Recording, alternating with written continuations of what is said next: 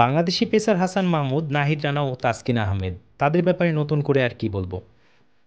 আজ রাওয়ালপিন্ডিতে দ্বিতীয় টেস্টে পাকিস্তানের দ্বিতীয় ইনিংসে ১০ উইকেট নিয়ে পাকিস্তানের বিরুদ্ধে রুক্ষভাবে দৌড়েছেন এবং দেশের ক্রিকেটের ইতিহাসে তারা নাম লিখিয়েছেন।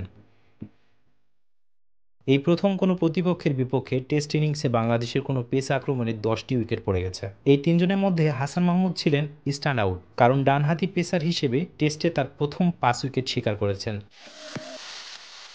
নাহিদ রানা ক্যারিয়ারের সেরা ৪টি উইকেট শিকার করেছেন, আর তাসকিন আহমেদ একটি উইকেট নিয়ে পেসারদের জন্য ১০ উইকেট পূর্ণ করেছেন। টাইগার পেসাররা আন্তর্জাতিক ক্রিকেটে এর আগে একবার এক ইনিংসে ১০ উইকেট নিয়েছেন, গত বছর মার্চে সিলেটে আয়ারল্যান্ডের বিপক্ষে ওয়ানডেতে।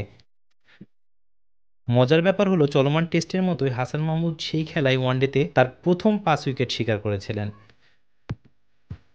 আজও সেই সাথে পাকিস্তানের টেস্ট ইনিংসে ৫ উইকেট নেওয়া প্রথম বাংলাদেশি পেসার হয়েছেন। ধন্যবাদ সবাইকে।